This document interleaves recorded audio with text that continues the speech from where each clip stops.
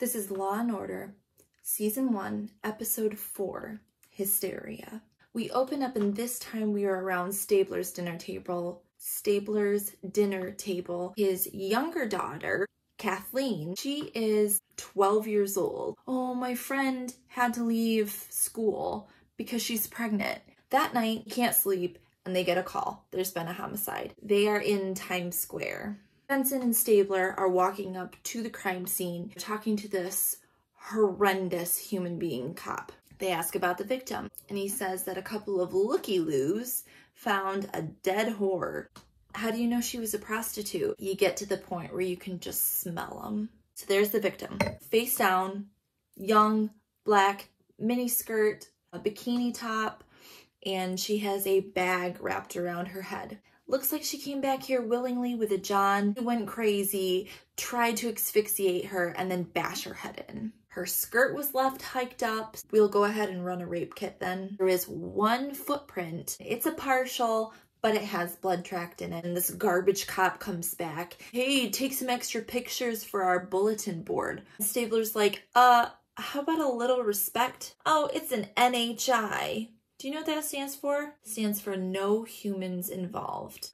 So disclaimer, the term nowadays is sex worker. They use a number of terms that we would not typically use anymore, just as an FYI. We're back at the precinct. What do we have? A deceased sex worker. She's late teens. She was asphyxiated. She has blunt force trauma to the head. The chief is sitting there and he says, wait a second. Sounds like a different case that homicide was working last month. She was a sex worker named Carmel and she died with a bag over her head too. There's no ID on the Vic and there's no prints on file for her. So maybe she's new to sex work. So we're going to take her picture and we're going to go to the other working girls and see if we can get an ID.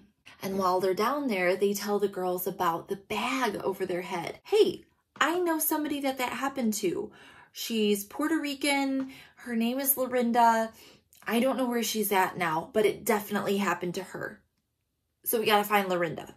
So Benson and Stabler decide that they're gonna go over and check with Vice to see if they have any information on this other victim. And guess who they run into? Mr. D'Angelo, garbage cop himself. He does know something about the victim, Carmel. He doesn't know anything about the other victim. His partner sitting next to him, though, does. He says, oh yeah, Lorinda Gutierrez.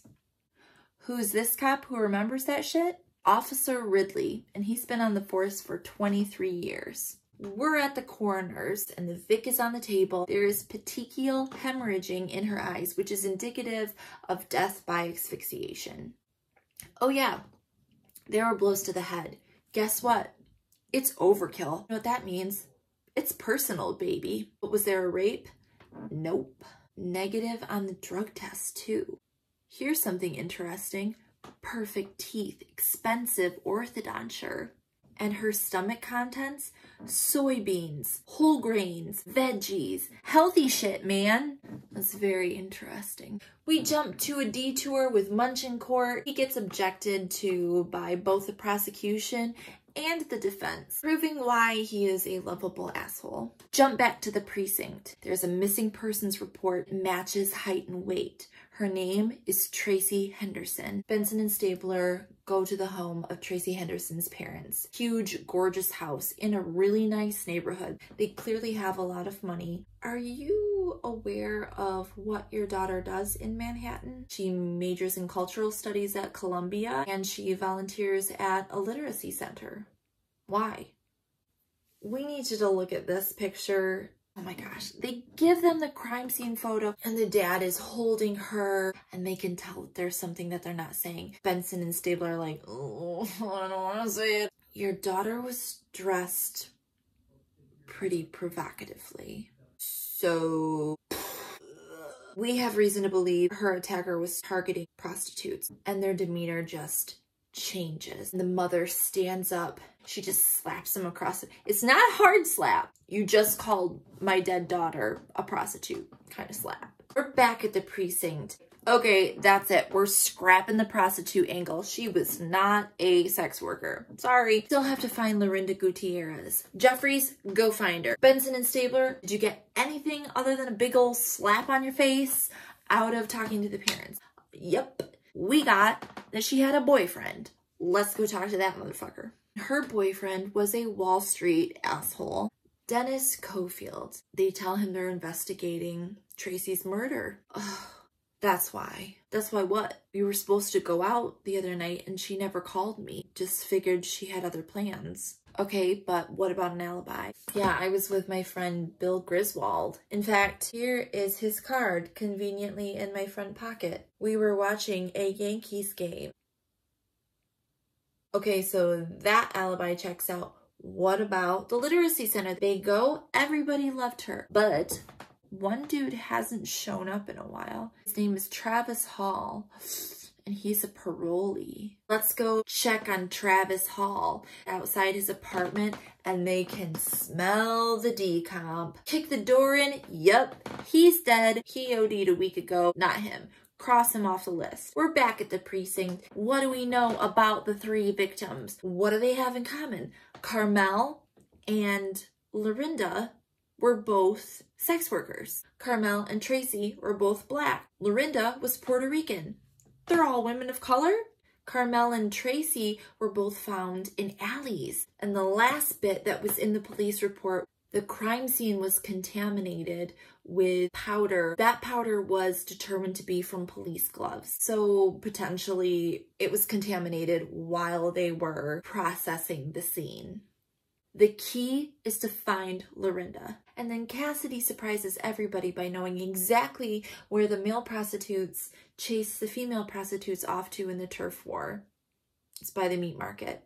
Sure enough, they find Lorinda. They bring her in and they say, tell us about this horrible experience. As I told you, he holds the flashlight up and it blinds me. And then he hits me and I'm woozy. He puts a bag over my head and starts pulling. I grab at his hands, but they're smooth because he's wearing gloves. And so she reaches down, grabs his nuts, twists and pulls. He runs like hell out of there. Is there anything else? And she just starts to cry. Why are you working this so hard? Did he attack somebody that matters? Benson and Stabler are recreating this for the others. The chief says, gloves. Carmel's crime scene had powder from gloves. Munch steps in, 2 steps ahead of everybody, and he says, hello. He takes out his flashlight. Civilian shines it right in Benson's face.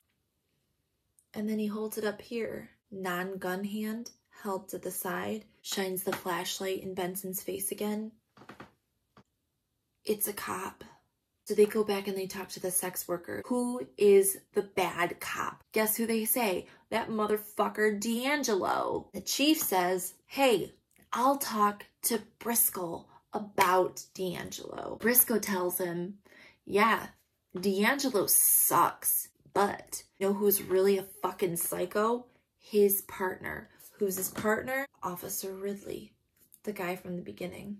So they pull all the files on Ridley. Domestic abuse charges, assault charges on sex workers, and all of these charges were dropped. Find out his mom was a sex worker and he had a horrible childhood because of it. So let's go through his files. Stabler goes home to talk to his 12-year-old daughter about virginity and sex using soccer euphemisms, and Benson works all night long. She's taken the files and cross-referenced attacks on sex workers with precincts that Ridley worked. She went back 30 years and baby, guess what she fucking finds?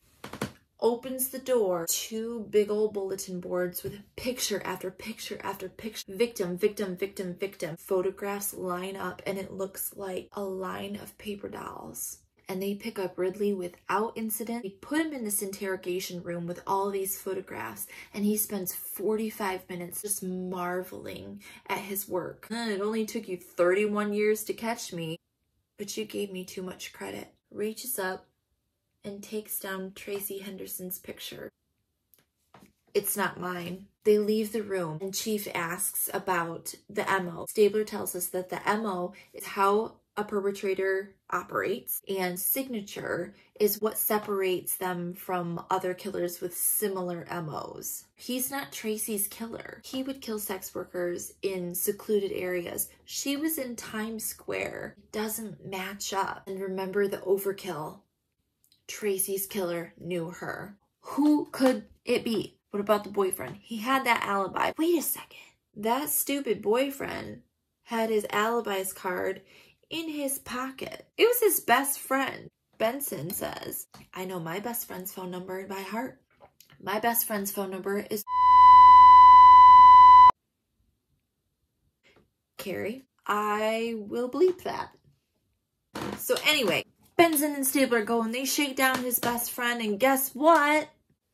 He lied. Yeah, duh. He made up the alibi. His dumb best friend wasn't with him at all. So where did Tracy play in? Dennis saw her at a party. She was the prettiest. Everybody wanted her. Oh, he wanted her. One night stand. She fell in love. Tale as old time. Blah, blah, blah, blah, blah. So she calls him up and says, let's go dancing. I'm going to wear something wild for once.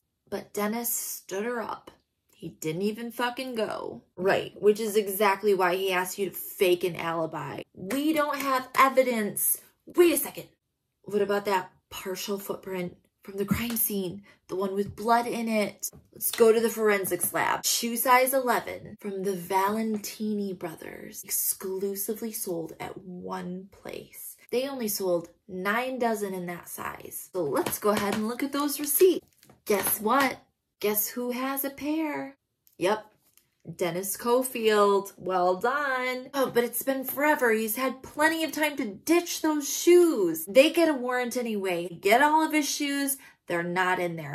They're gone. Well, that sucks. Wait, there's one last place. Let's check his childhood home. And his parents are there. And they're rich and they're white and they're shitty. And they ask them if they're racist without asking them if they're racist. Because why else would Dennis Cofield not want to tell them about a black girlfriend? But guess what?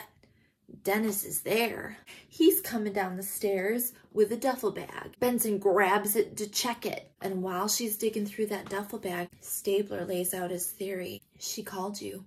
Did you take her out for pizza and a quickie? Your friend said she was kind of a square. That must have really pissed you off. You got rough. And when she didn't get up, you dragged her into the alley. Whatever. The key is the shoes. And while Stabler is grilling him, Benson looks down. Oh my God. He's wearing them. Nice shoes. Nice shoes indeed. Jum jum.